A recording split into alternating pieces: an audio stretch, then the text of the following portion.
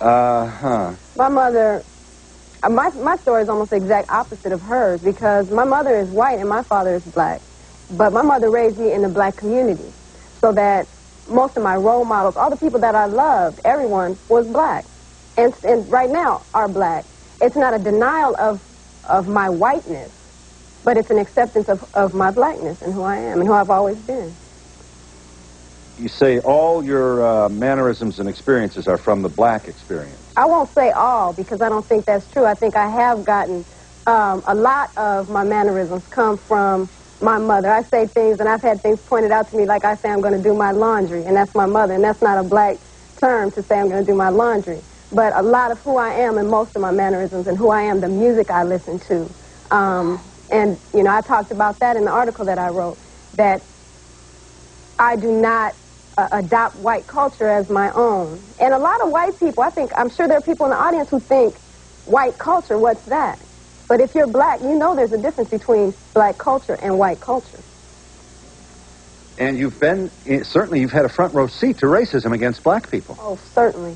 Not unlike a Jewish woman who marries an Irish guy and walks through life with an Irish last name and hears epithets at the bridge table where they're playing cards. That's right. I've had people tell me, and I had this woman tell me one time she dates black men, okay, and told me she would never date a white man, and didn't really explain to me why, but she dates black men, and right now she's married and is raising an African-American child, or at least from my perspective, she thinks the child is mixed, and that's a whole new race.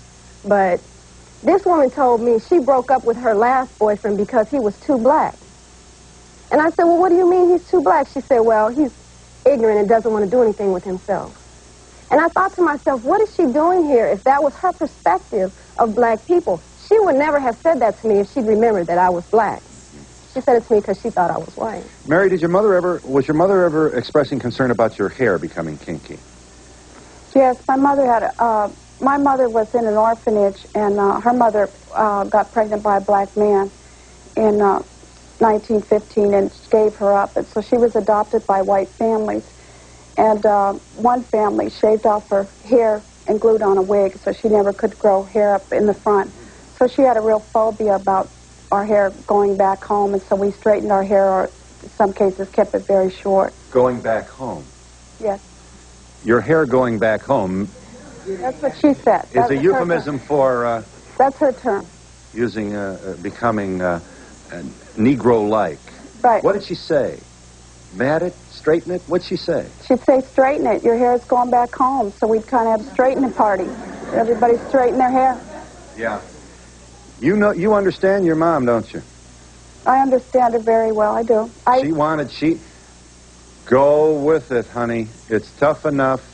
Get yourself in the white world. If you don't have to take this card, don't take it. My parents were realistic. There is racism. There was racism in 1990, whether people want to talk about it or not. My parents were realistic. It's easier in employment, in housing, in education to go as white.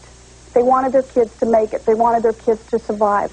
They wanted their kids to have an easier life. And I don't down my parents for that. What I down is the society still today is the way that it is, racist, and doesn't want to talk about it, and doesn't want to deal with it, and doesn't want to tell the truth. Has passed? My mother and dad passed, sometimes when it's blacks. In Chicago, 2 times they went as black, then they went to Harvey, Illinois, and they were white, and then they were black when they went back to Kansas, then they were white when they went to Denver. Well, that's a very informative answer.